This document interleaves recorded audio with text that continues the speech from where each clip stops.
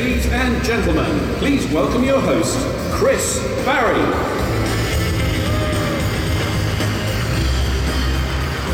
Hello and welcome, ladies and gentlemen.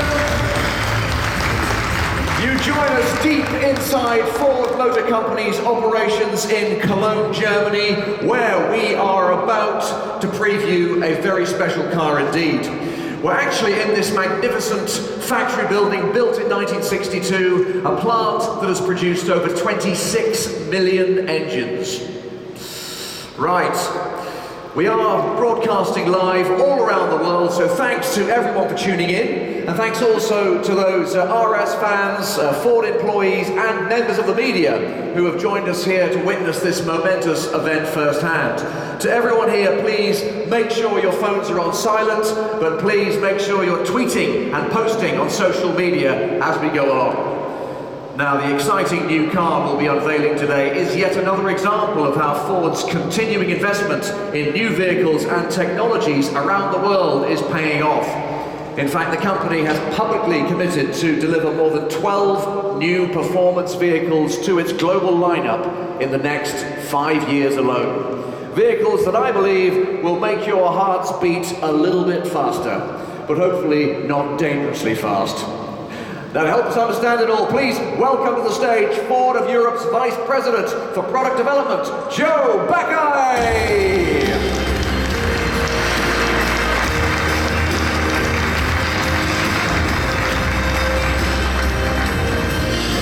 Welcome, Joe. Great to have you with us, sir. Hello, Chris. Take a seat. Thank you. So, Joe, this must be a very exciting time in the auto industry. It's a fascinating time to be working in the auto industry. We're seeing a technological revolution in areas such as urban mobility, connectivity, autonomous driving, and of course performance. And Ford wants to be a winner in this changing world, and driving innovation in all areas of our business is going to be key to delivering this vision. So why this emphasis on performance, Joe? Well, performance and innovation have always gone hand in hand for us at Ford. And we see performance as the catalyst to drive technologies into our mainstream vehicles. We've looked at it this way in the past, and we believe this is going to be the case moving forward. Now, looking back, fast forwards have always been with us. I mean, I can't remember a decade in my life where I haven't been burnt off at the lights by one. They've stolen hearts, haven't they? They've pushed back boundaries, they've captured headlines, they've done all those things, haven't they? That's right. In fact, Ford's first innovation took place 114 years ago. And at that time, Henry Ford himself raced a car with 26 horsepower called Sweepstakes in a race in Michigan. Now, that car was actually very innovative for its time. It was one of the first vehicles to feature a mechanical fuel injection system, and it was also the first vehicle that we know of that used porcelain insulators on its spark plugs. And those insulators were actually made by a local dentist in Detroit. Now, Henry went on to win that race, and through doing so, he was able to achieve the financial backing needed to create the Ford Motor Company. And since then, Fast Forwards have maintained that pioneering tradition and raised expectations of what a normal car can deliver.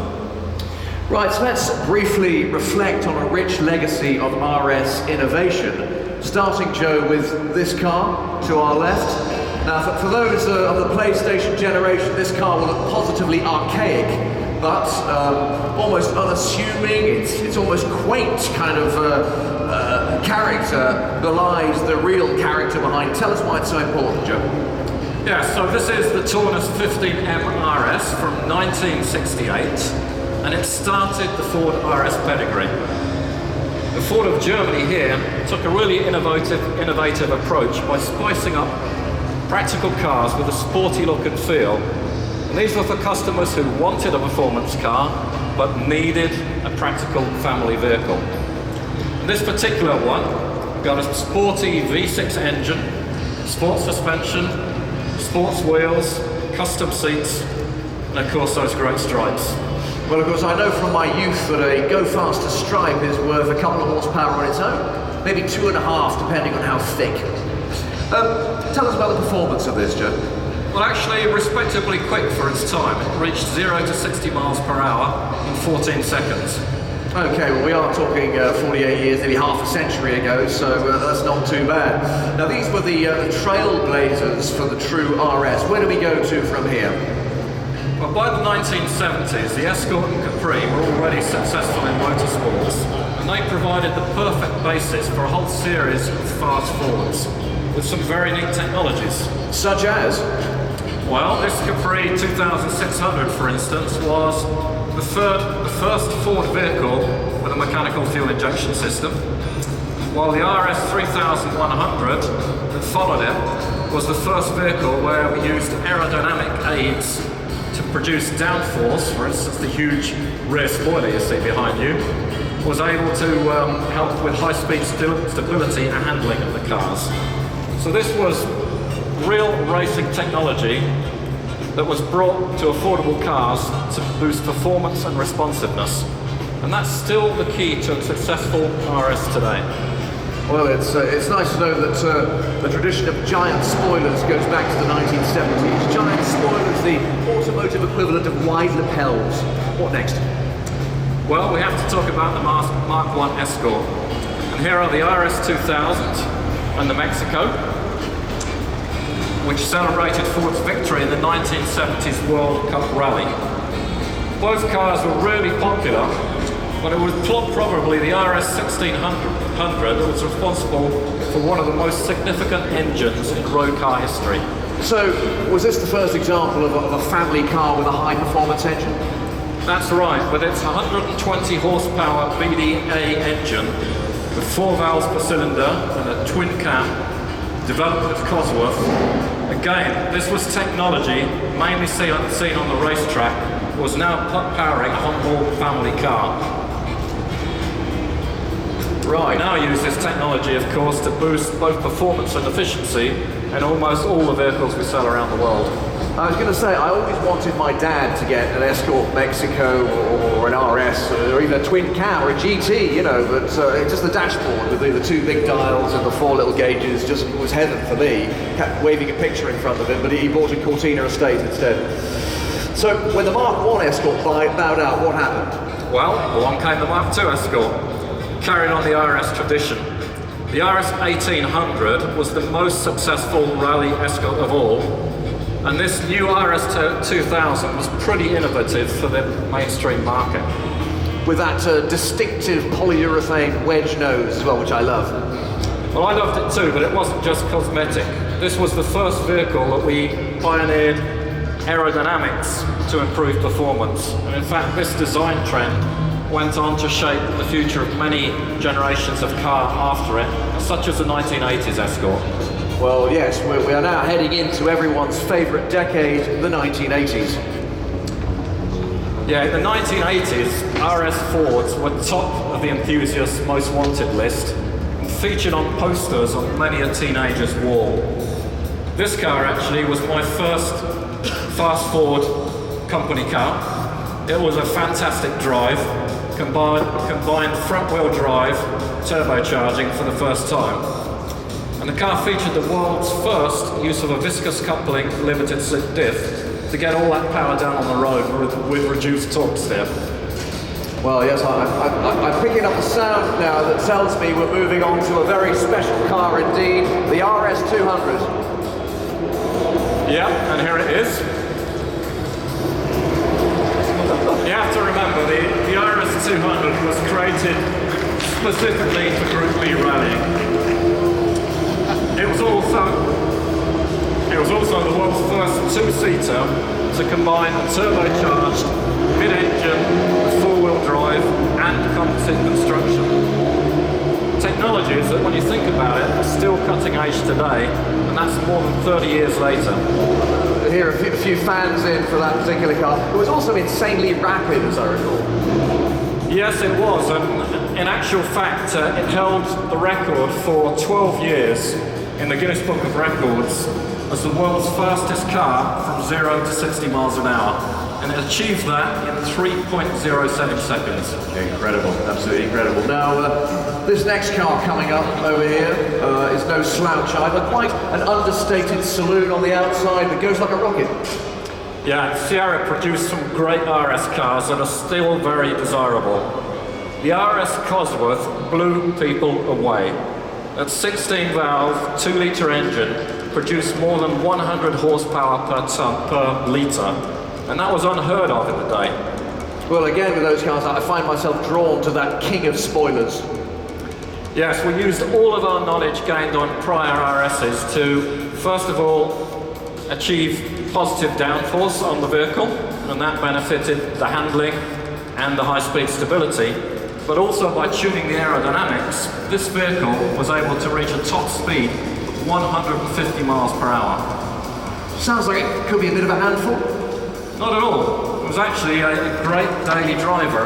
In fact, the later four-door Cosworths were fairly luxurious. Not at all like a detuned racer, but they were still quick. The 4x4, in fact, was as fast as a 944 Porsche Turbo from 0 to 60 miles per hour on its day. Right, so now we head towards the 1990s and the mighty Escort RS Cosworth. Yeah, now I actually had 2 of these vehicles, and the first one was in this gorgeous blue colour. It was effortlessly quick to drive, as well as fantastic to look at. And that all-wheel drive system set the benchmark for an exceptional handling and traction in a compact road car. And our expertise in aerodynamics made it the first volume production car to achieve downforce not just on the rear axle, but also on the front axle. And that was great for the understeer behaviour. And it was also a pretty awesome rally car, I remember. Yes, it was. It won many titles, including the 1994 British Rally Championship, at the hands of one of our special guests today, a long-term RS fan, and friend to Ford, Malcolm Wilson. Welcome, Malcolm Wilson. Where are you? Stand up, please, sir. Yes. There he is. A round of applause. Anyone who can drive an RS like this man deserves at least a round of applause. Well done, sir. Now, Joe, moving on, this car coming up changed all the rules. Yes, it did. The first generation Focus was well ahead of its time, both in design and under the skin. It set new standards for the industry and established a new dynamic DNA for us that is now a Ford trademark all around the world. Now, how did it do that? Well, we paid a huge amount of time to developing the vehicle as a complete system, starting with the body torsional stiffness, matching that to the suspension kinematics and compliance, and then tuning the steering to fit together with all of those elements. That approach and technologies like the control blade rear suspension made it a benchmark vehicle for dynamics and fun to drive in the industry. The strength of that base vehicle allowed us to do a great RS. It was the first volume car to use a Quaife automatic torque biasing differential to control wheel spin and torque steer. We also worked closely with Michelin to develop a unique tyre for the vehicle. So that brings us to the modern day RS. Yeah, and this car took the Focus RS to the next level of driver involvement. And it was accessible to all drivers. It was tuned to reward the expert and flatter the novice. We learned how to further control torque steer by adding the ingenious Revo knuckle front suspension. And a real innovation was the interaction between the chassis and the electronics. So in this vehicle, the ESC would allow a wider drift angle, but still maintained full control of the vehicle. And in order to make the car more involving, we spent a lot of time tuning the sound of the vehicle to generate that roar on acceleration and those pops, burbles, and wastegate tingle when you lift it off. The wastegate tingle.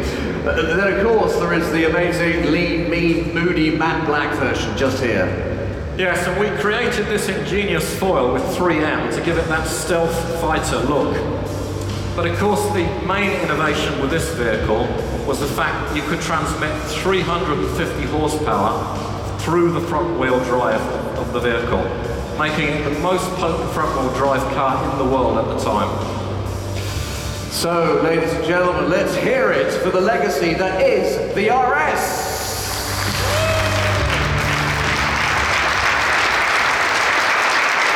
Now, Joe, you must have learnt a lot from RS cars over the years. The RS500 will be a tough act to follow, won't it? It will. We've come a long way, Chris, but rest assured we're going to apply everything we've learnt so far and more in the next generation RS. So, I mean, it's almost 5 years since the last RS. Why has it taken so long to develop a new one?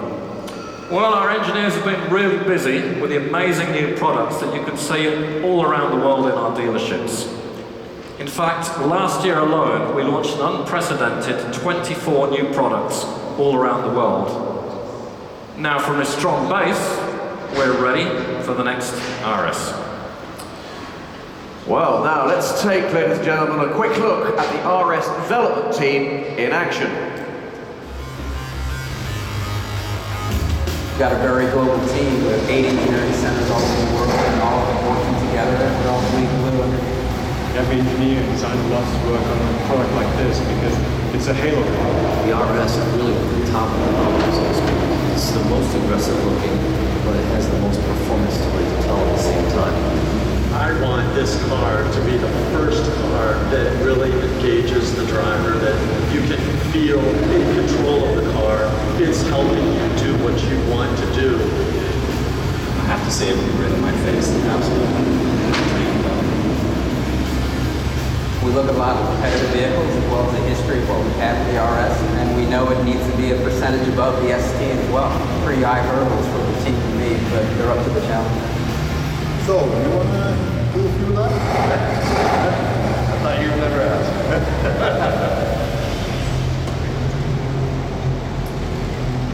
Well, Joe, the team is obviously incredibly passionate about this new car, but I have to say, was that Ken Block at the end? Well spotted, Chris. It was. So with the new Focus RS, we really wanted to create a vehicle with a very special character. And given Ken's special driving abilities, we asked him to join the team as a consultant. To date, he's the only non-Ford person that's driven the car. Well, we've asked Ken to join us for a chat and to bring with him the RS prototype. But first, ladies and gentlemen, thanks to Joe. Please give a massive round of applause, Joe Mackay!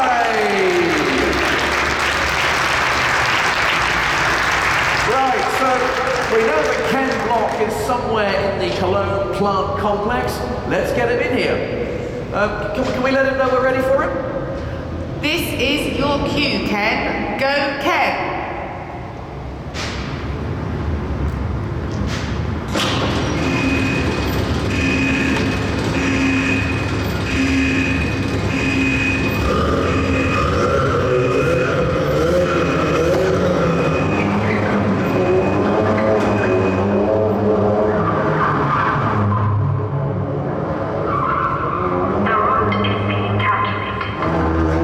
Turn left after 200 yards.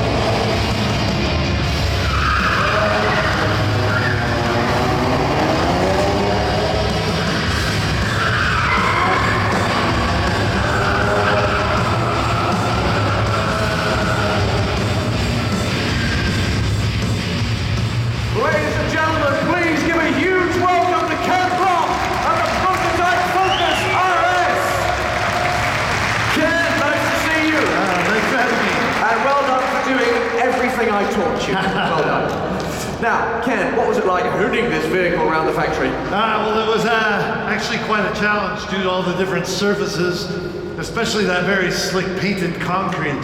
But the car handled it all well, and the power out from the engine made it a lot of fun. Now, look, this is obviously the prototype and not the finished car. Yes. The car that you see here obviously is an ordinary Focus, but under that camo are the mechanicals of the new RS.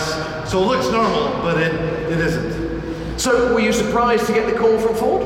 Yes, I was very surprised, but I was also really stoked to be invited to join the development process. I've been a very big fan of the RS cars over the years, and I've been pushing for one special feature that's really cool, and you're going to hear about it in just a minute. Also, by the way, for me, it really is an honor to have contributed to the history of the RS badge. So how deeply were you involved in the development of the car? I've been working with the global team primarily to test and tune the handling. I've driven the car numerous times on the test tracks in Detroit, Lommel, and right here in Cologne. And how do you feel about the car, even though it's actually still under development? I really enjoy the handling and setup of the car because of the feature you'll hear about shortly. Now, you've had a few RSs of your own over the years. Tell us about those. Yes, I previously had a 2009 Focus RS, and also I have a 1978 Mark II Escort rally car. And recently I purchased an RS200, which I plan on using as a road car. Okay, well, what is it about the RS200 that specifically appeals? Well, it's such a unique car in Ford's racing history. Being a huge rally fan, it's awesome to me that Ford has a race car in the RS heritage that was built for the Group E era of stage rally. Right, now, as we've said, this isn't the final car, but it does have the new Focus RS underneath. So can we actually see the real car? Yes, sir. Just give me 1 minute. Indeed. Well, thanks, Ken. Ladies and gentlemen, a round of applause for the main man. Come on. Oh, yes. So now the wait is nearly over. Now it's time to go from prototype to production reality.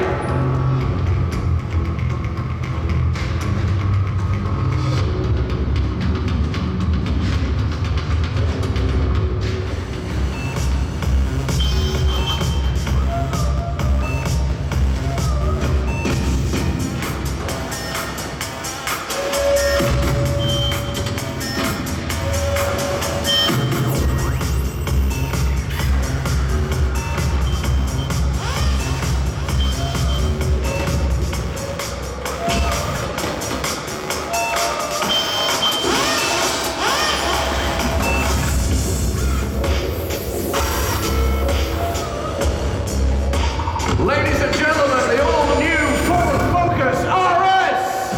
Here it comes!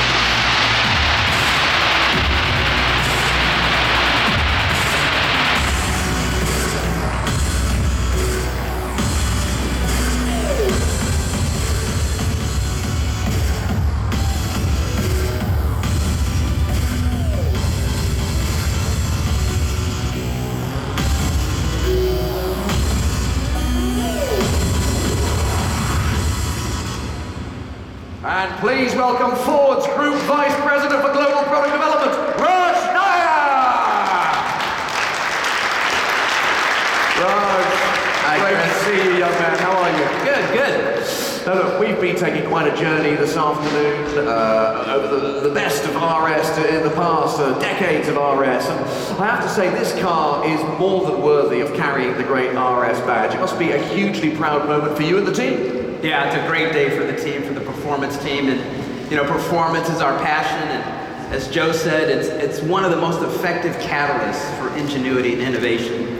And RS Fords don't come around that often, and this one really takes that RS mark to an entirely new level. And we're really aware of the benchmarks that we've set ourselves with all the cars you saw, and we know that there's huge enthusiasm for a level of performance even above what we have with the ST and the ST Diesel that we just showed. And we're really confident that this car is going to meet the expectations of all the customers around the world, including some of those moving from premium brands. So it's a true RS, absolutely deserves to wear the badge, carried by great cars like the Escort RS1600 and the last Focus RS you just saw. So Raj, tell us some of the highlights of this fantastic new car. Well, a host of breakthrough technologies. You know, Ken mentioned a special feature on the car. We're debuting an industry-first Ford performance all-wheel drive system with dynamic torque vectoring. It's going to deliver class-leading cornering capability, maximum driver enjoyment. So it will be all-wheel drive? Yes, absolutely. Plus, it has an exclusive 2.3-liter Ford EcoBoost engine delivering more than 320 horsepower. And we'll have more details on that to come. And rest assured, this new Focus RS is going to include all the driver assist technologies that our customers have come to expect from us, and a few surprises on top of that. Tell us a little bit about the design philosophy. Well, as you can see, it's a really sophisticated design, powerful, muscular, but everything about it is functional as well. We really tuned it for aerodynamic downforce and balance, as well as the cooling demands for the braking and powertrain systems on the track. It's going to be a really exhilarating drive, but also easy to live with every day, like a Focus RS really should be. And the great news is, for the first time, the Focus RS is going to be global. And that's going to make all of our customers around the world very happy, including Ken Black. Including Ken, a lot of yours. So let's hear some more about the new all-wheel drive system. Well, it's our first car to use this breakthrough Ford Performance all-wheel drive system. It features what we call dynamic torque vectoring for really great cornering, but entertaining handling at the limit as well. We have 2 electronically controlled clutches that manage the front and rear torque split, but also control side-to-side split at the rear axle. So during cornering, we can divert torque 100% to the outer rear wheel immediately, helping our turn-in, helping stability, and virtually eliminating understeer. So exceptional grip, lateral accelerations exceeding 1G, class-leading cornering speed, and ability to really accelerate out of the bend. And it's even going to have an ability to do controlled oversteer drifts on the track. Well, that certainly sounds innovative, but let's talk a bit about the EcoBoost engine. Well, EcoBoost is one of our smartest technologies, and offering it on every new Ford in the lineup. And this new 2.3-liter EcoBoost we've done especially for the RS. As I said, output well in excess of 320 PS, phenomenal low-end response.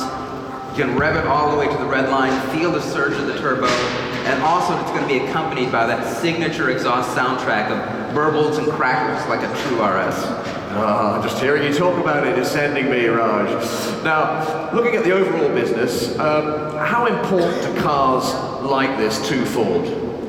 Well, our global efforts in performance and racing are really tied to our development goals. And as Joe said, you know, performance vehicles in the racetrack serve as a laboratory for innovation. And whether it's pushing EcoBoost engines to that next level, raising the bar with aerodynamics, experimenting with advanced lightweight materials. And the RS is going to provide countless enthusiasts over the years with cars they can race, customize, collect, or drive every day. And so RS ownership brings that exclusivity, but also unparalleled technical excellence. So would you say this is a typical RS customer? Well, performance vehicles attract a younger and better educated customer than the average car buyer.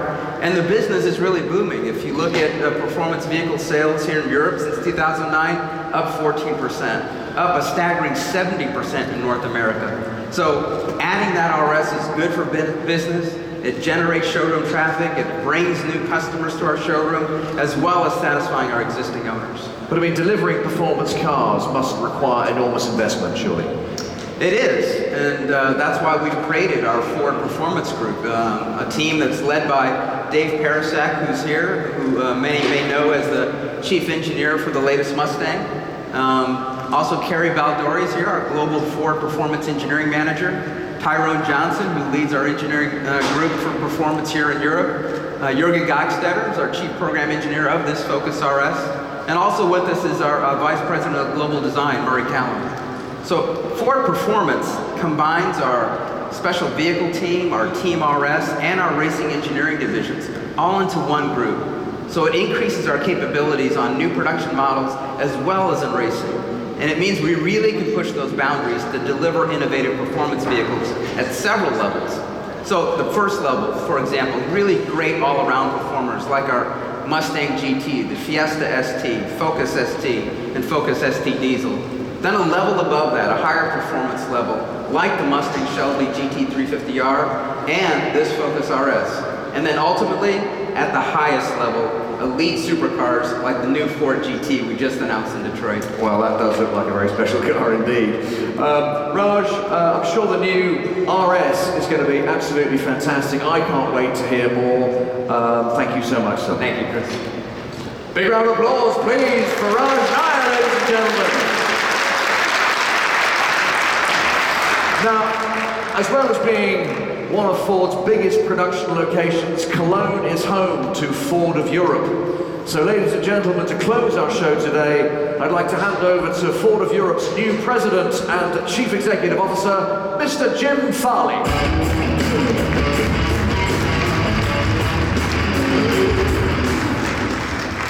Well, thank you, Chris, and thanks to all of you online and all of you in person, and a special thank you to all the RS owners that were part of our reveal today.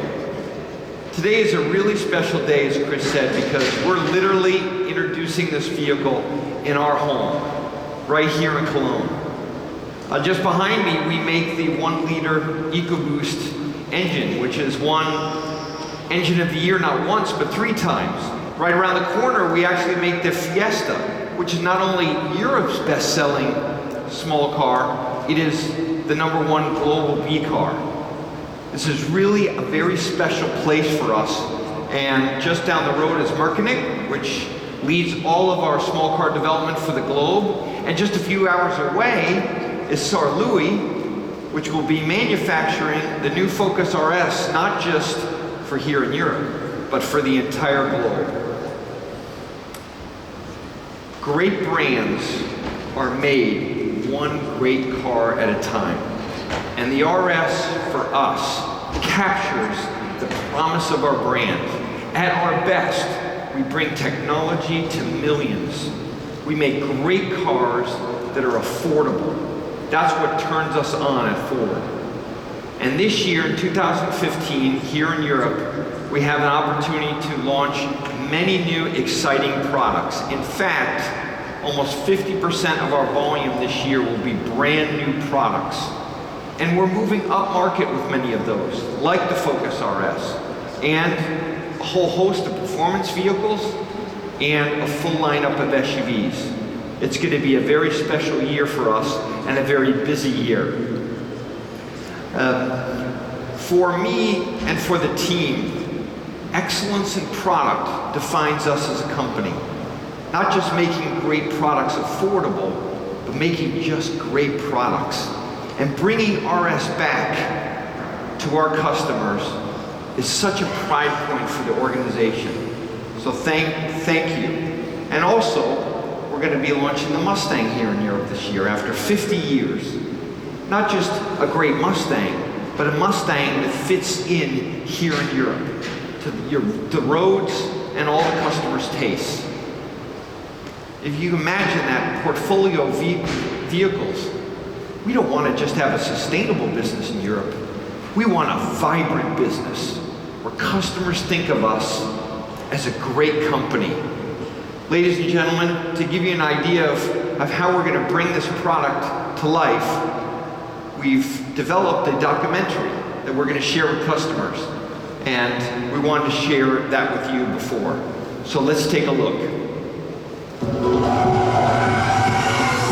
Told over a series of films, this is the inside story of the new Ford Focus RS. The RS is top of the pyramid. From the searing heat of Arizona to the icy wastes of the Arctic, and from the design studio to the crash lab. Bang, car's crashed. We'll show you what it takes to transform the Focus into an all-wheel drive performance machine. We'll meet the designers, the engineers, and the test drivers working around the clock and across the world. We'll lay bare the traumas, kind of a clack in the rear suspension, like a ding, a ding, a ding, a ding. the triumphs, and the tantrums. The movement of the car feels completely in antiphase to your steering input. We really need to sort it out. As they struggle to ready the car for a global launch. This doesn't seem acceptable at this point. Agreed. And we'll follow Ford Rally and Gymkhana superstar Ken Block to the test track and beyond as he joins the RS team. Oh, my poor car. Granted unprecedented access, our documentary crew brings you the intimate story of the rebirth of an icon. Being in this car around a very fun test track is amazing.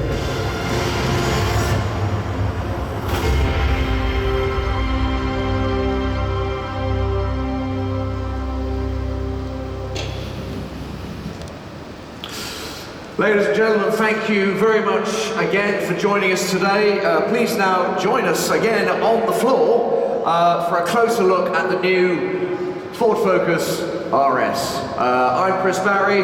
Thank you very much indeed. Thank you.